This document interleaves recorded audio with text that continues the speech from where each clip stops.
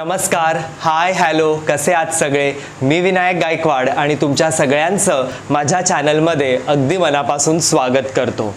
सध्या आंब्याचा सीझन आहे आणि ह्यातच जर आपण आंब्याची रेसिपी केली नाही तर काही मजा नाही. जनरली आंब्याच्या सीझनमध्ये आपल्या दुपारच्या जेवणामध्ये, रात्रीच्या जेवणामध्ये आंब्याची फोड असतेच आणि आंबे खाऊन कंटाळा आला तर आपण आमरस करतो किंवा आंब्याची पोळी करतो. आज मी तुम्हाला आंब्यापासनं एक युनिक रेसिपी दाखवणार आहे. आज मी तुम्हाला पिकलेल्या आंब्याचं सार किंवा पिकलेल्या आंब्याची करी दाखवणार आहे. ॲक्च्युली ही एक मँगलोरियन किंवा केरला स्टाईल रेसिपी आहे. माझ्या कलिगनीही मला सांगितली होती आणि एकदा जेव्हा मी खाल्ली ही रेसिपी तेव्हा ती अफलातून झाली होती आणि खूप मजा आली खायला. तर आज तीच रेसिपी मी तुमच्याबरोबर शेअर करणार आहे. तर चला ह्या रेसिपीसाठी कोणते कोणते साहित्य लागत आहेत ते बघूया आणि आपल्या रेसिपीला सुरुवात करूया.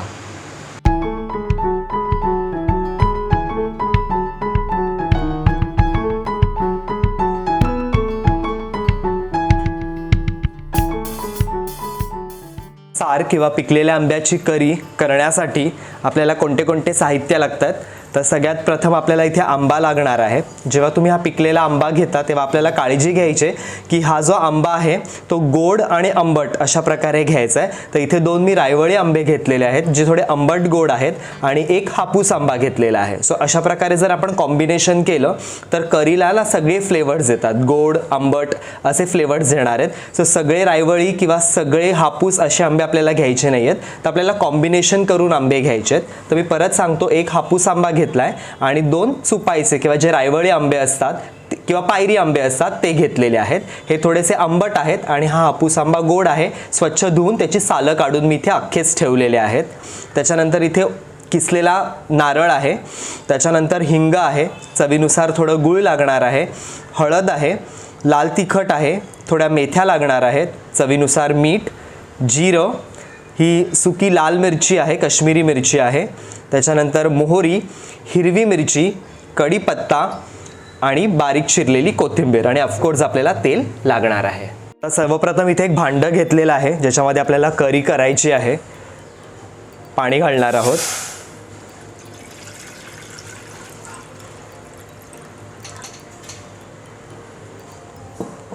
पाण्याला चांगली उकळी येऊन द्यायची आपल्याला. इथे पाणी आपलं गरम झालेलं आहे. पाणी गरम झालं की याच्यात आपल्याला थोडी हळद घालायची आहे. हळद घालून झाली, लाल तिखट किंवा जो साठवणीतला मसाला तुमच्याकडे असेल तो घालायचा आहे. थोडं हिंग, एकदम चिमूटभर, आणि थोडं मीठ. व्यवस्थित मिक्स करूया. हे व्यवस्थित मिक्स झालं की याच्यात आपण आंबे ॲड करणार आहोत.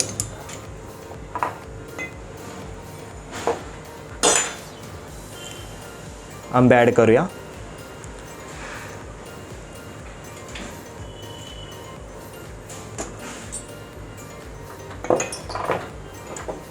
आता हे आंबे जे आहेत ते आपल्याला व्यवस्थित ह्या पाण्यामध्ये पूर्णपणे शिजवून घ्यायचे आहेत. मीनवाईल आपले मँगोज आहेत तिकडे गरम होतात आहे, उकळतात आहेत व्यवस्थित. चांगले शिजवून घ्यायचे आहेत आपल्याला. तोपर्यंत आपण करीचं वाटण करणार आहोत. त्यासाठी आपल्याला मिक्सरचं भांडं लागणार आहे. त्याच्यानंतर इथे किसलेला नारळ आहे तो आपण याच्यात काढून घेऊया. जितक्या माणसांसाठी तुम्हाला करी करायची आहे तितक्या प्रमाणात तुम्हाला वाटण करायचं आहे. तो अंदाज तुम्ही ठरवायचा आहे की तुम्हाला किती वाटण लागणार आहे करीसाठी, तितपत नारळ तुम्हाला घ्यायचा आहे. सो याच्यात आपण नारळ ॲड केलेला आहे. थोडी मोहरी ॲड करणार आहोत. थोडी मोहरी आपल्याला वरती फोडणीला ठेवायची आहे. थोडे जिरे,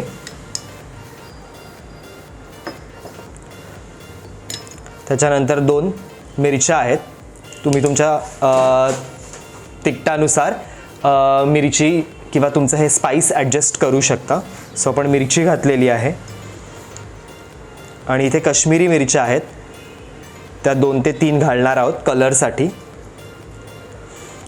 ह्याच्यात आपण थोडं पाणी घालणार आहोत आणि हे वाटून घेणार आहोत. इथे वाटण आपण रेडी करून घेतलेलं आहे, तर तुम्ही बघू शकता ह्याची कन्सिस्टन्सी. अशा कन्सिस्टन्सीमध्ये आपल्याला वाटण करून घ्यायचं आहे. कलर पण खूप छान आलेला आहे काश्मीरी मिरचीमुळे. सो हे वाटण आता आपलं रेडी आहे. आता आपण पुढची कृती बघूया. आता चेक करूया की आंबे आपले व्यवस्थित शिजले आहेत का. सो तुम्ही बघू शकता छान वाफ आलेली आहे. आपल्याला आंबे व्यवस्थित शिजवून घ्यायचे आहेत. आता ह्या स्टेजला आपण जे वाटण केलेलं आहे ते वाटण आपल्याला याच्यामध्ये ॲड करायचं आहे. सो वाटण घालून घेऊया.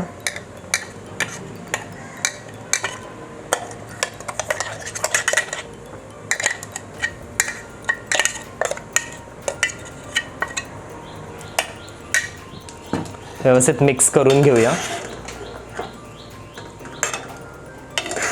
तुम्ही बघू शकता खूप छान कलर आलेला आहे.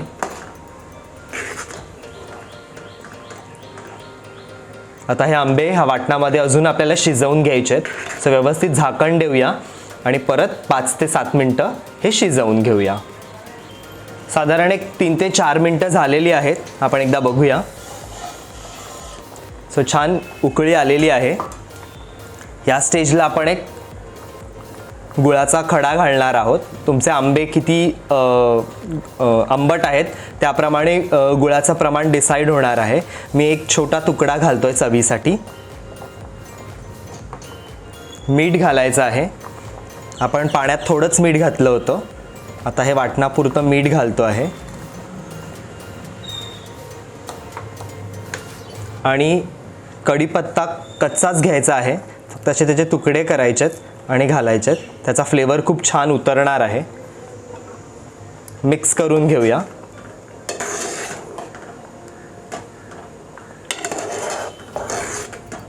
आंबे व्यवस्थित शिजलेले आहेत. अजून 2 मिनटं आपण ह्याला शिजवून घेऊया. सो 2 ते 3 मिनटं झालेली आहेत. आपण चेक करून घेऊया. तुम्ही बघू शकता छान उकळी आलेली आहे. ह्या स्टेजला थोडी कोथिंबीर ॲड करणार आहोत. मिक्स करून घेऊया. सो जसं जसं हे शिजत जाईल तसं तसं हा सार थोडा घट्ट होतो. अजून हा सार आपला रेडी झालेला नाही आहे. आपल्याला ह्याच्यावर फायनल तडका घालायचा आहे. सो आता आपण हे बाजूला ठेवूया आणि आपण फोडणी किंवा जो फायनल तडका आपण देणार आहोत त्याची तयारी करून घेऊया. सो आपण फोडणीची तयारी करतो. इथे आपण एक कडलं घेतलं आहे. त्याच्यात आपण तेल घालणार आहोत. तेल थोडं जास्त घालायचं आहे कारण आपण करीमध्ये सुरुवातीला पण तेल घातलं नव्हतं. तेल व्यवस्थित आपल्याला तापून द्यायचं आहे.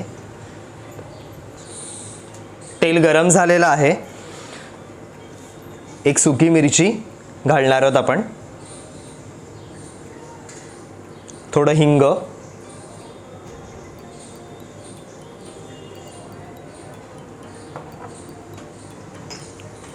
मोहरी,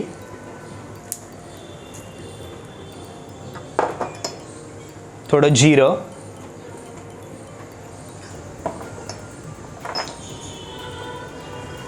थोडे मेथी दाणे,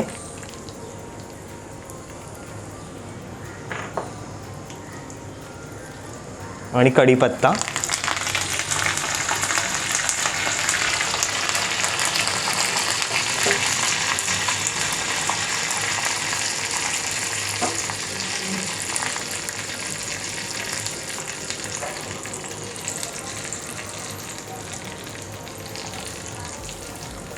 फोडणी व्यवस्थित आपली बसलेली आहे.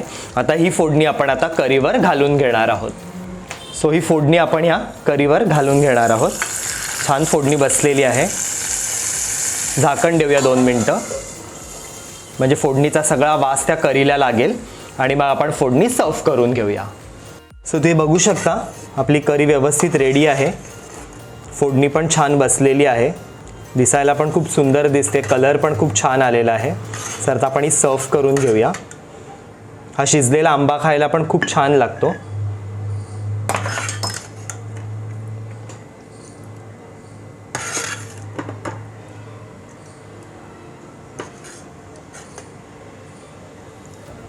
थोडी कोथिंबीरनी आपण गार्निश करूया.